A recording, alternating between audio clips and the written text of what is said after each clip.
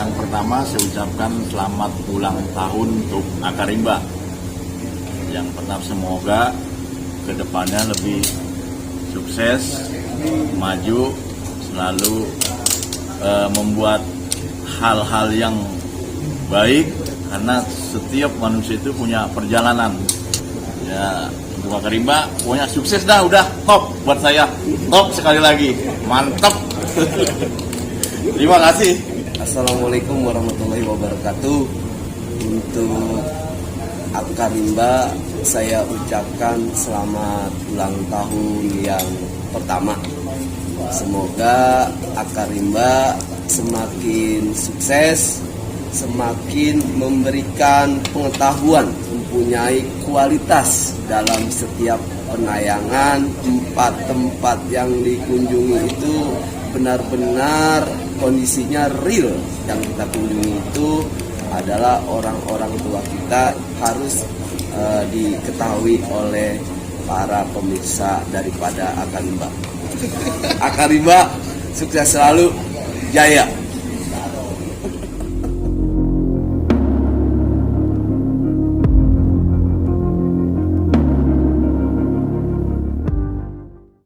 Assalamualaikum warahmatullahi wabarakatuh. Sahabat Akarimba dimanapun Anda berada, baik yang nyata maupun yang gaib. Pada episode minggu lalu, kami berjanji akan memberitahukan nama seorang pemilik simbol kehidupan, petilasan Sangajati. Pada kesempatan kali ini, tim Akarimba bersyukur diberikan kesempatan mengunjungi makam beliau. Dia adalah Raden Arya Wangsakara. Dialah pemilik jejak suci sang wali yang ada di Sangajati itu.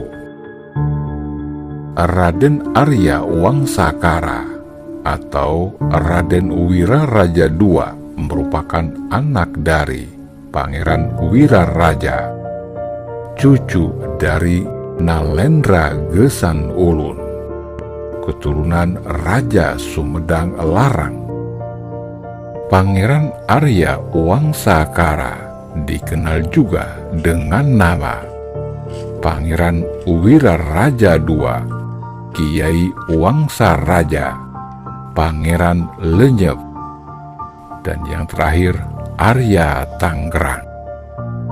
Untuk lebih jelasnya, mari sama-sama kita ikuti cuplikan kisahnya berikut ini.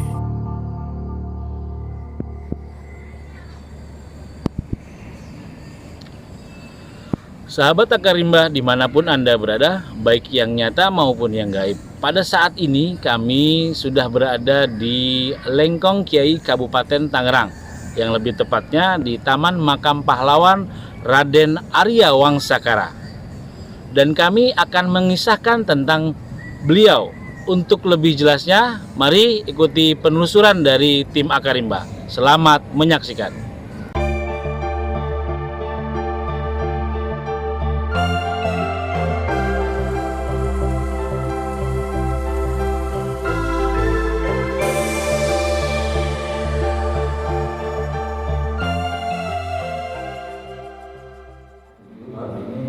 Raden Arya Wangsakara. Ini yang ada di sekitar Di sini masih termasuk keturunan, masih juga istilah tokoh-tokoh masyarakat sini, ada ulama juga. Beliau ini, pangeran ini dari mana? Pangeran aslinya? Kalau aslinya beliau dari Sumedang Larang. Sumedang Larang. Sumedang ya, Sumedang Larang. Masih keturunan dari Cirebon. Kafi ya. Sosedatorafi Iya, ya. dari Cirebon. Jadi dia tuh silsilahnya itu keturunannya tuh bisa dari Cirebon, dari Sumedang, dari Banten juga. Oh, nyampur. Nyampur. Komplit lah di Ya, situ. komplit. Kalau Cuman kan karena awalnya dia dari Sumedang itu hijrah ke Tangerang pada abad ke-17 lah. Gitu. abad 17-an ya. Di sini karena belum ada penyebaran Islam, mungkin Ya, kembali gitu sambil ya. ya waktu itu kan masih zamannya POC. Iya, Belanda ya. Ya, POC. Kisah ini berawal ketika terjadi ketidaksepahaman antara keluarga di Kerajaan Sumedang Larang, kerajaan terbesar di Tatar Sunda setelah runtuhnya Kerajaan Pajajaran. Dalam beberapa literatur sejarah Tangerang disebutkan, Arya Wangsakara bersama kedua saudaranya, yakni Arya Santika dan Arya Yuda Negara, pergi dari Kerajaan Sumedang Larang menuju Tangerang. Dalam perjalanan panjangnya, ia memutuskan untuk singgah di pinggiran Sungai Cisadane. Kemudian, dengan berbekal restu Sultan Maulana Yusuf dari Banten, akhirnya ia memutuskan menetap bersama istrinya, Nyimas Nurmala, lalu menyebarkan agama Islam serta mendirikan pesantren Grendeng, tepatnya di tepi barat Sungai Cisadane. Hingga pada tahun sekitar 1652 Masehi, ketiga Maulana itu diangkat dengan gelar Arya. Ketiganya diminta dan diutus untuk membantu perekonomian Kesultanan Banten dan menjaga wilayah tersebut dari kompeni yang kala itu semakin merugikan Kesultanan Banten dengan sistem monopoli dagang yang diterapkannya. Ketiga Arya itu membangun benteng sebagai pertahanan. Hal inilah yang menjadi dasar awal mula sebutan kota Tangerang yang dikenal dengan sebutan Kota Benteng. Pada tanggal 5 Sapar tahun Wawu atau 1654 Masehi, Pangeran Sogiri, putra Sultan Ageng Tirtayasa, bersama-sama masyarakat mendirikan tugu berbahan dasar bambu. Atas dasar inilah masyarakat kemudian menyebut tugu tersebut dengan sebutan Tetengger atau Tangeran, yang berarti penanda, yang berfungsi sebagai pembatas atau penanda wilayah kekuasaan Kesultanan Banten yang berada di sebelah barat Sungai Cisadane dan di sebelah timur yang dikuasai oleh VOC. Kala itu, penyebaran agama Islam adalah hal yang paling ditakutkan Belanda. Terlebih, pusat penyebaran agama Islam berada di dekat wilayah kekuasaannya. Inilah alasan kenapa Belanda menyerang pesantren Grendeng yang lokasinya di tepi barat Sungai Cisadane. Kemudian VOC mulai melakukan penyerangan terhadap pesantren Grendeng. Serangan itu dilakukan dengan brutal. Teror senapan hingga tembakan meriam terus-menerus dilancarkan bertubi-tubi. Hingga akhirnya dengan terpaksa Arya Wangsakara mengungsikan pengikutnya ke Lengkong Pagedangan. Lalu ia mendirikan pusat pengajaran agama Islam di sana dengan mendirikan pesantren baru. Dengan berbekal pengalaman ketika kompeni menyerbu pesantren Grendeng pada tahun 1652-1653 Masehi, Arya Wangsakara dan para pejuang lainnya membangun sebuah benteng pertahanan di Lengkong Kiai tepat di tepi sungai Cisadane sebelah barat sampai bendungan Sangejo. Dan ternyata gelagat ini tercium oleh POC yang akhirnya mendirikan benteng pertahanan tandingan tepat berseberangan dengan wilayah kekuasaan Arya Wangsakara itu. POC juga memprovokasi dan menakuti warga Lengkong Kiai dengan mengarahkan tembakan meriam yang diarahkan ke Lengkong Kiai. Sikap kompeni ini memicu pertempuran antara kompeni Belanda dengan rakyat Tangerang. Serangan akhirnya dilakukan oleh POC secara terus-menerus. Di pihak lain, di bawah kepemimpinan Arya Wangsakara, rakyat digerakkan untuk melakukan perlawanan pada pihak POC. Lewat kegigihan dan jiwa kepahlawanan kolektif, warga Lengkong akhirnya berhasil mempertahankan wilayahnya ini melalui pertempuran yang berkobar. Hingga pertempuran berlangsung selama 7 bulan. Rakyat Tangerang saat itu tak ingin takluk untuk kedua kalinya oleh POC. Berbekal semangat perjuangan yang terus dikobarkan, akhirnya rakyat Tangerang berhasil memenangkan pertempuran tersebut, sekaligus mempertahankan wilayah Tangerang dari serbuan POC.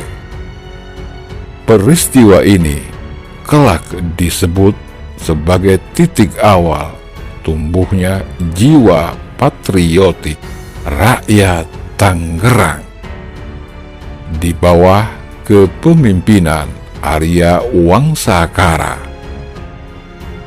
Pertempuran tak hanya berakhir di situ. Ternyata kompeni terus berupaya melakukan penguasaan dan melancarkan penyerangan kembali ke daerah Tangerang. Pada perjuangan, ketiga Maulana tersebut membangun benteng pertahanan serta mendirikan pusat pemerintahan kemaulanaan yang menjadi pusat perlawanan terhadap POC di daerah Tiga Raksa. Hingga akhirnya ketiga Maulana itu gugur satu demi satu. Arya Santika yang gugur dalam pertempuran di Kebon Besar Batu Ceper pada tahun 1717 dan dimakamkan di Kecamatan Batu Ceper di Keramat Asem. Arya Yudanegara gugur di Cikokol pada tahun 1718 dan dimakamkan di Sangyang, Kecamatan Jati Uwung. Sedangkan Arya Wangsakara gugur di Ciledug pada tahun 1720 Masehi dan dimakamkan di Lengkong Kiai.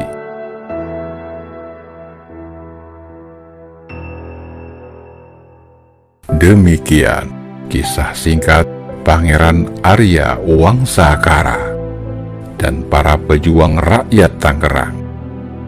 Semoga dapat menjadi renungan diri kita bersama, khususnya bagi masyarakat Tangerang dan Banten pada umumnya. Sebab kenikmatan dan kenyamanan yang kita rasakan sekarang adalah buah hasil dari pengorbanan para pahlawan kusuma bangsa. Darah, harta, bahkan nyawanya tak mungkin terbayarkan oleh apapun. hembusan napas semangat patriotik terasa menggema mewarnai kehidupan di tiap detik waktu. Teriring selalu doa untukmu, wahai para kusuma bangsa.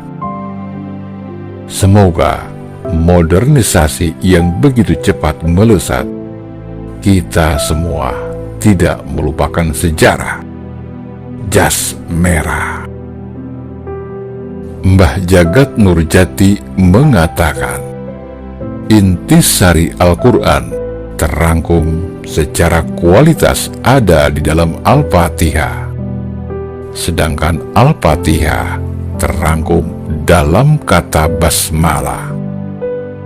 Ba menunjukkan kepada badan halus, sin menunjukkan kepada 3 rasa yang ada di dalam diri manusia, alif menunjukkan kepada kesejatian diri manusia, mim menunjukkan kepada kaula Gusti yang tak terpisahkan, Allah menunjukkan kepada yang meliputi segala sesuatu, Ar-Rahman menunjukkan kepada Allah yang maha pemurah di dunia, sedangkan Ar-Rahim menunjukkan kepada Allah yang maha pengasih di akhirat.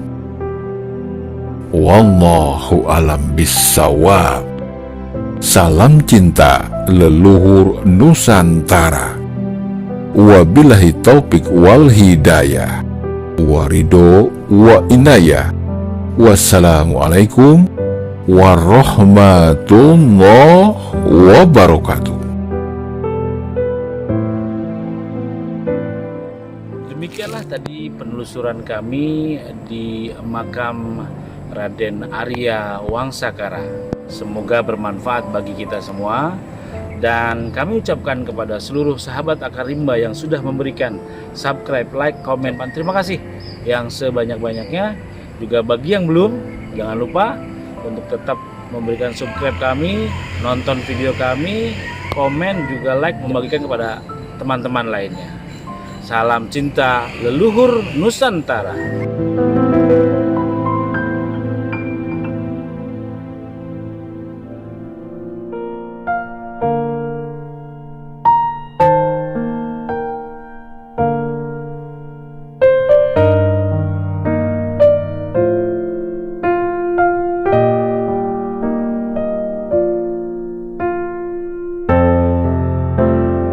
Thank you.